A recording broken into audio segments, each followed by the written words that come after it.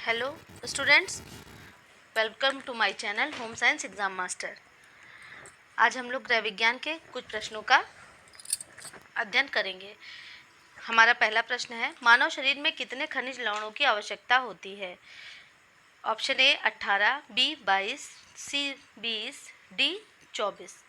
तो इसका correct answer है आंसर नंबर ए। इसमें हमारा करेक्ट आंसर है। हमारे शरीर में कितने 18 खनिज लवणों की आवश्यकता होती है। आपका नेक्स्ट क्वेश्चन है, निम्नलिखित में से किस तंतु में पानी सोखने की क्षमता का अभाव होता है? ए सिल्क, बी ऊन, सी सूती, डी नायलॉन। तो इसमें आपका करेक्ट आंसर क्या हो जाएगा? Nylon. Answer number D nylon हमारा करेक्ट आंसर है। ओके, तो जो हमारा इसमें सिल्क है, सिल्क में क्योंकि ये क्या है, ये हमारा प्राकृतिक जानता रेशा है। ओके, ये हमारा प्राकृतिक, पहली बात तो ये नेचुरल फाइबर है, और नेचुरल फाइबर में कौन सा हमारा है, ये एनिमल फाइबर के अंतर्गत आता है। ऊन भी हमारा नेचुरल में ही एनिमल फाइबर के अंतर्गत आता है, तो इसमें भी पानी सोखने की क्षमता है, इसमें भी पानी सोखने की क्षमता है। सूती तो ये तो सबसे ज़्यादा अवशोषकता वाला गुण इसमें होता है। और नायलॉन जो है ये आपका कृत्रिम रेशा है, और आपको बताया था कि जितने भी आपके कृत्रिम रेशे हैं, अर्थात आपके आर्टिफिशियल फाइबर हैं, वो सारे क्या होते हैं? हाइड्रोफिलिक भी होते हैं, सॉरी हाइड्रोफोबिक। हाइड्रोफोबिक मतलब पानी से डरने वाले, अर्थात पानी को ना सोखने वाले, पानी से दूर रहने वाले, क्योंकि इनका निर्माण केमिकल्स के द्वारा होता है और पानी में इनमें अवशोषण करने की क्षमता नहीं होती है। तो करेक्ट आंसर इसमें क्या हो जाएगा? आंसर नंबर डी इसमें हमारा करेक्ट आंसर है। नेक्स्ट क्वेश्चन है, अंडे से कीड़ा बनने तक की अवस्था का कौन सा क्रम सही है? ये क्रम बार बार हर तरह के एग्ज़ाम में आपसे पूछे जाते हैं। टीजीटी, पीजीटी, आपका एग्ज़ाम, यहाँ तक कि नेट के एग्ज़ाम में भी इस क्रम का वर्णन किया गया है। तो इस प्रश्न को आप ध्यान से देखें और इसको याद रखें कि ये क्रम क्या है। अंडा, प्यूपा, लार्वा कीड़ा, अंडा, लार्वा, प्यूपा कीड़ा, प्यूपा, लार्वा, अंडा कीड़ा, कीड़ा, अंडा, लार्वा, प्यूपा। तो इसका करेक्ट आंसर है अंडा, लार्वा, प्यूपा और कीड़ा। तो इसमें हमारा ऑप्शन नंबर बी ये हमारा करेक्ट आंसर है, क्योंकि ये तो फ़ौरन आप एलिमिनेशन मेथड के थ्रू भी आप क्वेश्चंस को बहुत ही जल्दी से कंपेयर कर सकते हैं। जैसे इस पे आपको ध्यान ही नहीं देना है, सिर्फ आपको इस पे और इस पे ध्यान देना, क्योंकि एग फॉर्मेशन जो है वो क्या है? पहला स्टेप है किसी भी जीव के आने का। तो सबसे पहले एग आएगा ना इसमें, तो एग है तो इसमें अंडा इसमें फर्स्ट है, उसके बाद लार्वा है, फिर प्यूपा है और कीड़ा लास्ट स्टेज जो है आपकी। सब ये एग, लार्वा, प्यूपा और ये लास्ट में हमारा कैटरपिलर, ओके, या सिल्क मोथ भी के नाम से भी हम इसको जानते हैं। तो ये लास्ट स्टेज कैटरपिलर की होती है। हमारा नेक्स्ट क्वेश्चन है, इनको कृत्रिम रेशम भी कहते हैं।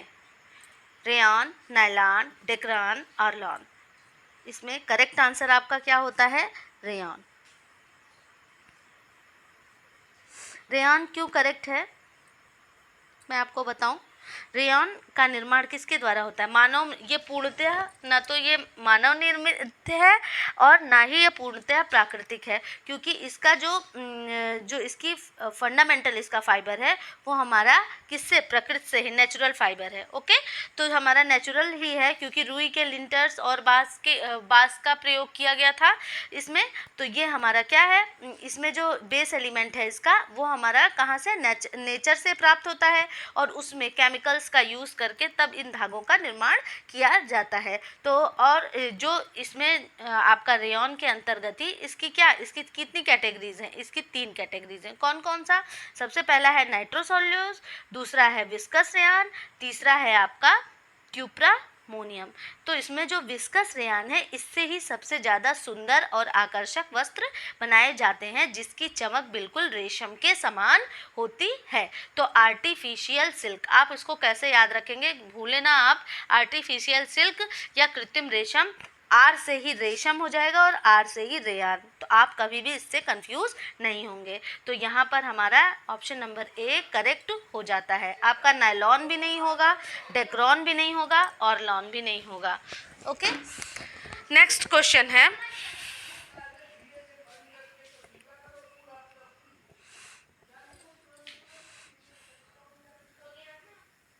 कौन सा जानवर ऊन प्राप्ति का स्रोत नहीं है? भेड़, ऊंट, हिरन, बकरी। तो इसमें आपका करेक्ट आंसर है हिरन। तो हिरन जो है वो हमारा क्या है, ऊन प्राप्ति का स्रोत नहीं है।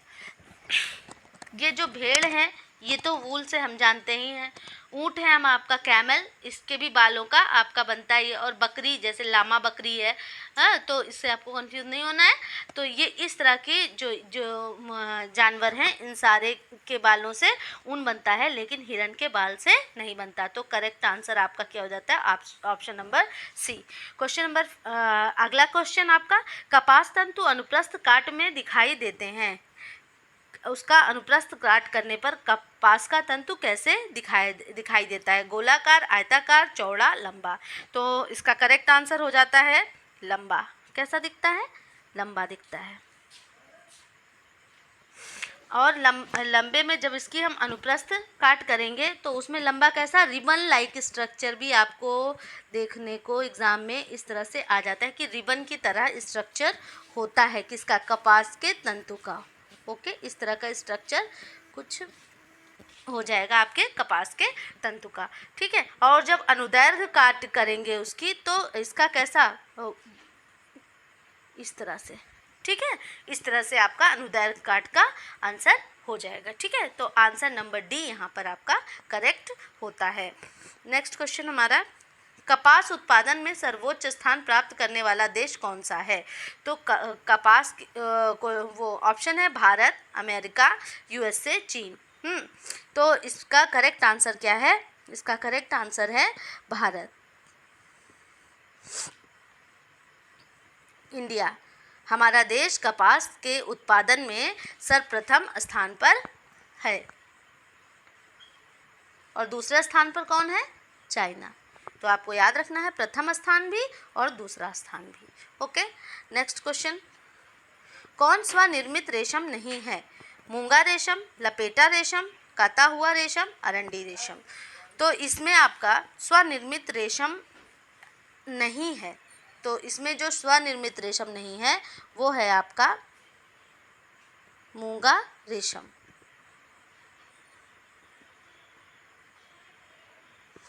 ठीक है, तो और इसमें स्वनिर्मित रेशम कौन सा है, जिसको कि मतलब कि अपने आप जो बनता है वो स्वनिर्मित रेशम कौन सा है? लपेटा रेशम, कता हुआ रेशम और अरंडी रेशम। ठीक है, तो करेक्ट आंसर है आपका ए, मूंगा रेशम क्या है? स्वनिर्मित रेशम नहीं है। नेक्स्ट है, भारत में सर्वोच्च सिल्क उत्पादन का क्षेत्र है। तो सर्वोच्च सिल्क उत्पादन का क्षेत्र भारत में जो है वो कहाँ पर है? तो वो हमारे कर्नाटक और जम्मू कश्मीर, कोलकाता, तो वो उसका करेक्ट आंसर हो जाता है हमारा कर्नाटक और जम्मू कश्मीर। तो कर्नाटक और जम्मू कश्मीर में भारत में सबसे ज़्यादा सिल्क का उत्पादन मतलब रेशम का उत्पादन होता है, क्योंकि यहाँ की परिस्थिति रेशम के पालन के लिए बहुत ही अनुकूल है। और ये कहाँ पे मतलब किस चीज़ पर ये होता है? तो ये शहतूत की पत्तियों को खा करके बड़ा होता है। हाँ, ठीक है, शहतूत के पत्तों से खा करके ये बड़ा होता है और उसी पर इसका उत्पादन होता है। और इसका जो इसका जो पालन होता है उसको क्या कहते हैं? उसको हम सेरीकल्चर के नाम से भी जानते हैं। तो ये भी आपको याद रखना है, सेरीकल्चर, सा से सिल्क और सा से ही सेरीकल्चर, आपको बिल्कुल भी कंफ्यूज नहीं होना है। ओके, तो सेरीकल्चर के नाम से हम इनको जानते हैं। नेक्स्ट क्वेश्चन है, मेरिनो ऊन कहाँ सबसे अच्छा पाया जाता है? मेरिनो ऊन कहाँ सबसे अच्छा पाया जाता है? Option number A Europe, B Japan, C चीन, डी भारत। मेरिनो ऊन हमारे यूरोप में सबसे ज़्यादा मतलब सबसे ज़्यादा अच्छे क्वालिटी का पाया जाता है यूरोप में। और मेरिनो ऊन से बने कोट विश्व प्रसिद्ध है और ये क्या है, महंगे ऊनों में मतलब कीमती वस्त्रों में इनकी गिनती होती है। तो यूरोप में मेरिनो ऊन सबसे अच्छी प्रजाति का पाया जाता है। ये नेक्स्ट क्वेश्चन है, ये तंतु लंबे अविरल होते हैं और मीटर में मापे जाते हैं। ए ऑप्शन रेशा, बी तंतु रेशा, C S twist, D Z twist. अविरल होते हैं और मीटर में मापे जाते हैं, तो इसका करेक्ट आंसर होता है हमारा, क्या होता है, तंतु रेशा। तो तंतु रेशा इस ये ऑप्शन जो है हिंदी में जब भी आप क्वेश्चन को पढ़ें उसका ऑप्शन अगर आपको कन्फ्यूज़न होता है तो आप इंग्लिश की तरफ ज़रूर एक नज़र डालें। हाँ, जब आप इंग्लिश की तरफ देखेंगे तो आपको ज़रूर उसमें से कुछ ना कुछ समझने लायक मिल जाएगा। तो आपको ये ध्यान में रखना है कि आंसर को आप ज़रूर ऑप्शंस को एक बार इंग्लिश में भी चेक कर लें। तो जो आपका तंतु रेशा, इसका इंग्लिश में जब आप देखेंगे तो वहाँ पर लिखा हुआ होगा filament fibre.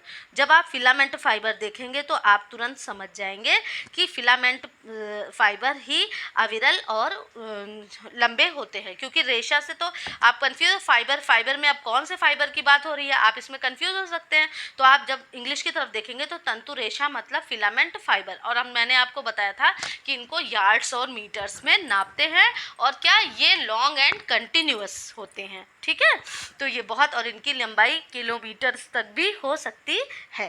Okay, next question है, कॉट्स वूल किसको मिलाकर तैयार किया जाता है? तो इसका है ऑप्शन कच्चा ऊन, कपास तथा धागा, सूती तथा ऊनी, केवल ऊन। कच्चा ऊन, कपास तथा धागा, सूती तथा ऊनी, केवल ऊन। ठीक है, तो इसका करेक्ट आंसर हमारा हो जाता है आंसर नंबर सी, सूती तथा ऊनी। अब ये कह रहा है कॉट्स वूल, ये दो शब्दों से मिलकर बना है। कॉट्स क्या है, कॉटन, वूल वूलन। ठीक है, तो आप यहाँ पे देखेंगे कॉटन की जगह सूती लिखा हुआ है और वूल की जगह ऊनी लिखा हुआ है, तो इसी में से होगा। लेकिन ये आया कहाँ से, ये हमारे विशिष्ट रेशे के अंतर्गत आते हैं। ओके, ये हमारे किसके अंतर्गत आएंगे, ये हमारे विशिष्ट रेशे के अंतर्गत आते हैं। और विशिष्ट रेशे कितने प्रकार के, 3 प्रकार के। कौन कौन से, हमारे सबसे पहले हमारे होते हैं परिवर्तित रेशे, जिसको इंग्लिश में हम कहते हैं मॉडिफाइड फाइबर्स। ओके, परिवर्तित रेशे। दूसरा हमारा होता है मिश्रित रेशे, जिसको हम कहते हैं मिक्स्ड फाइबर। ओके, मिश्रित रेशे। और तीसरे नंबर पे हमारा आता है बाल रेशे। बाल रेशे के अंतर्गत जानवरों के बाल से जो रेशे प्राप्त होते हैं वे सारे बाल रेशे के अंतर्गत आते हैं। इनसे प्रायः ऊनी वस्त्रों का निर्माण होता है, मतलब गर्म वस्त्रों का निर्माण होता है। आई होप कि आपको क्लियर हो गया होगा। वस्त्रों को चिकना करना कहलाता है, क्या कहलाता है, कैलेंडरिंग, सनफोराइजिंग, टेंटरिंग, क्रैपिंग। हाँ, तो इसका करेक्ट आंसर आपका हो जाता है कैलेंडरिंग। कैलेंडरिंग क्या है, कैलेंडरिंग एक बड़ा सा रोलर है या कोई ऐसी मतलब ये मशीन है जिसमें से हो करके हम कपड़े को गुजारते हैं और कपड़ा क्या हो जाता है, उसकी समान सतह हो जाती है और साथ ही कपड़े में चिकनापन आ जाता है, तो ये कैलेंडरिंग है। सनफोराइजिंग क्या है, ये सिकुड़न प्रतिरोधी क्षमता देता है। ठीक है, ये सिकुड़न को दूर करने वाली क्षमता वो है, आपकी परिसज्जा है। टेंटरिंग क्या है, टेंटरिंग क्या है, वस्त्रों की कुटाई कर, वो वस्त्रों को तानना है। तानने से जब धागे के द्वारा वस्त्रों का निर्माण होता है तो क्या होता है, उसका ताना बाना इधर उधर हो जाता है या लंबाई चौड़ाई थोड़ा सा टेढ़ी मेढ़ी हो जाती है, तो उसको क्या करते हैं, फ्रेम्स पर इसको कड़ा करके तान करके इसको क्लिप्स पे तान देते हैं, जिससे तानने से क्या होता है, उसकी लंबाई चौड़ाई अच्छे से बराबर हो जाती है। वो प्रक्रिया टेंटरिंग कहलाती है। क्रेपिंग क्या है, क्रेपिंग मतलब कि उस पर क्रेप देना। आपने देखा होगा क्रेप पेपर भी होते हैं, जैसे इस प्रकार की कोई परिसज्जा करना, वो क्रेपिंग के अंतर्गत आता है। तो आप इस चीज़ को ध्यान रखेंगे, ये सारी परिसज्जाएं किसके अंतर्गत आती हैं, हमारी यांत्रिक परिसज्जा के अंतर्गत आती हैं। किसके अंतर्गत आएंगी ये सारी परिसज्जाएं, हमारे यांत्रिक परिसज्जा के अंतर्गत आएंगी। कौन सी परिसज्जा, हमारी यांत्रिक। ओके, जब आप पढ़ेंगे कि किस तरह की परिसज्जाएँ होती है, तब उस समय आपको मैं बताऊंगी। Mechanical finishes, chemical finishes, special finishes, इन सब के अंतर्गत क्या क्या आता है। हमारा नेक्स्ट क्वेश्चन है, वाट रंजक के उदाहरण हैं। वाट रंजक डाई से है ये प्रश्न आपका, टाई एंड डाई से। तो ध्यान दीजिएगा, वाट रंजक की जब भी बात आती है, इंडिगो, हल्दी, काला नमक, नमक, तो इंडिगो की बात आती है। ठीक है, वाट रंजक किसके अंतर्गत क्या आता है, इंडिगो कलर्स आते हैं। जब डाइज पढ़ाऊंगी तब इन सब के बारे में बताऊंगी। हल्दी भी आपका नेचुरल नमक भी और काला नमक भी है, ठीक है, लेकिन इंडिगो है ये हमारा वाट रंजक के अंतर्गत आता है। इसमें आपको ऑप्शन नंबर ए करेक्ट होता है। नेक्स्ट क्वेश्चन है, सर्वाधिक स्टार्च पाया जाता है। सबसे ज़्यादा स्टार्च किस में पाया जाएगा, अरारोट में, चावल में, रीठा में, आलू में स्टार्च। तो इस करेक्ट आंसर बताऊं मैं इसका करेक्ट आंसर है अरारोट। सबसे ज़्यादा स्टार्च किस में पाया जाएगा, अरारोट में पाया जाता है।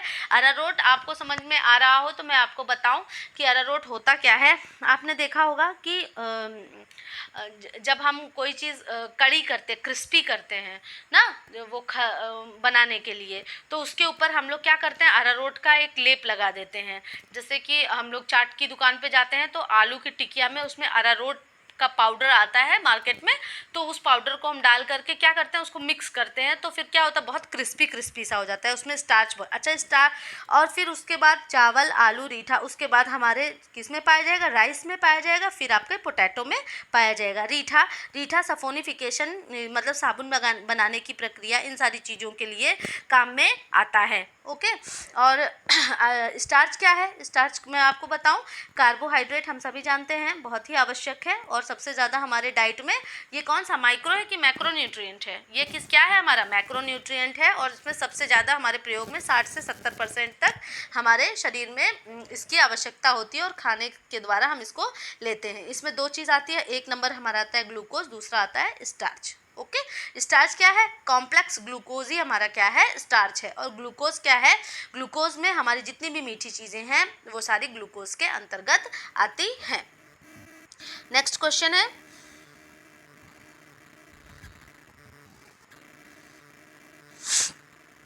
रेयान वस्त्रों के धब्बों को छुड़ाने के लिए प्रयोग करना चाहिए।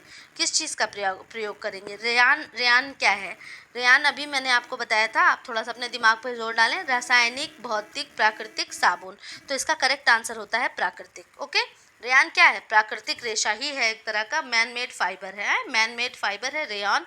और इसका जो चीज़ें हम किसके लिए, जो चीज़ें हम अपने प्राकृतिक रेशों के लिए यूज़ करते हैं, वही उन्हीं चीज़ों के लिए, उन्हीं का प्रयोग हम अपने रेयान के वस्त्रों के लिए भी करेंगे। ओके, तो इसका करेक्ट आंसर है प्राकृतिक। धब्बों को छुड़ाने के लिए प्रयोग करना चाहिए, क्या प्रयोग करना चाहिए, प्राकृतिक चीज़ों का प्रयोग करना चाहिए। परिसज्जा का उद्देश्य है आकर्षण बनाना, आसानी से धोना, आसानी से सुखाना, आसानी से मलना। परिसज्जा आंसर इसका है आकर्षक बनाना। इसका आंसर क्या है, आकर्षक बनाना। अच्छा, परिसज्जा का मतलब क्या हुआ, परिसज्जा किसी चीज़ को अलंकृत करना या सुंदर बनाना। और ये हमारी सबसे लास्ट वाली, ठीक है, ये सबसे लास्ट वाली फिनिश है जब हम कपड़े को बनाते हैं। ठीक है, सबसे लास्ट फिनिश है सुंदरता को उनको बढ़ाने के लिए। तो जो परिसज्जाएं हैं वो कितने प्रकार की होती हैं, जब आप इसको पढ़ेंगे तो फिर आपको पता चलेगा कि ये परिसज्जा इसीलिए की जाती है कि वस्त्र देखने में सुंदर लगे, मुलायम लगें, और जो हम ग्राहक हैं, जो उनको खरीदने वाले हैं, वो उसके प्रति उसके लिए उनकी रुचि बढ़े ना, टिकाऊ हों, मजबूती हो, उनमें चमकदार हों, ये सारे गुण लाने के लिए परिसज्जा की जाती है। तो अगर कुल मिला के देखें तो आकर्षक बनाना यहाँ पर करेक्ट आंसर होता है। हमारा नेक्स्ट क्वेश्चन है, रंगों का चमकदार या धुंधलापन क्या कहलाता है। कलर्स में है ये सारी चीज़ें हैं, डायमेंशन ऑफ कलर्स जब हम पढ़ेंगे तो हम इसमें सारी चीज़ों को देखेंगे कि ह्यू क्या है, क्रोम क्या है, और आपका वैल्यू क्या है। तो इसका करेक्ट आंसर क्या है, चमकदार या धुंधलापन। चमकदार या धुंधलापन क्या कहलाता है, तीव्रता कहलाती है। करेक्ट आंसर है आपका बी। आपका इसमें करेक्ट आंसर बी है। मांसपेशियों में निम्नलिखित में एकत्र होने से शरीर में थकान उत्पन्न होती है। तो मांसपेशी में क्या मतलब एकत्र हो जाता है जिससे थकान उत्पन्न होती है? ऑक्सीजन व लैक्टिक एसिड। ठीक है, तो यहाँ पर इसके आगे का ऑप्शन नहीं आया है, मैं आपको बता देती हूँ उसका करेक्ट आंसर क्या है। तो ये प्रश्न आपका मेनली आपके कहाँ से आता है? ये कार्य सरलीकरण, वर्क सिंप्लीफिकेशन जो है आपका, ठीक है, वहाँ उस जगह से है। कार्य सरलीकरण मतलब ये स्थिति ना उत्पन्न होने पाए, आप अपने कार्य को ज़्यादा से ज़्यादा सरलता से कर पाएँ। ठीक है, तो कार्य करते समय हमें मतलब इन कठिनाइयों का सामना करना पड़ता है। एकत्र होने से शारीरिक थकान जो उत्पन्न होती है वो किस कारण से उत्पन्न होती है, ये इसमें पूछ रहा है। तो वो हमारे ऑक्सीजन व लैक्टिक एसिड, ये तो इस ऑप्शन नहीं होगा। ठीक, इसका करेक्ट ऑप्शन क्या है? आपका इसमें करेक्ट आंसर है लैक्टिक एसिड, ये ऑक्सीजन नहीं रहेगा। ठीक है, लैक्टिक एसिड प्लस CO2। ठीक है, हमारे ब्लड में जो हमारी मसल्स है उसमें क्या लैक्टिक एसिड और कार्बन डाइऑक्साइड क्या होती है, जगह जगह स्टोर होने लगती है, जिससे क्या होता है वहाँ पर जाम होने लगता है। ठीक है, और क्या होता है कि और हमें अत्यधिक थकान का अनुभव होने लगता है। तो ऐसा इसी कारण से होता है। ठीक, ऑक्सीजन तो बिल्कुल नहीं होगा, ऑक्सीजन तो अच्छी चीज़ है ना, ऑक्सीजन होगी तो हमारा ब्लड अच्छे से फ्लो करेगा। कार्बन डाइऑक्साइड की अधिकता होने पर हमको दिक्कत होने लगती है। बहुत ज़्यादा कार्य करने से हमें क्या होती है, थकान होती है, या एक ही स्थिति में खड़े होने से भी क्या होती है, मांसपेशियों में ऐंठन होने लगती है, और ऐसा लैक्टिक एसिड और कार्बन डाइऑक्साइड के कारण होता है।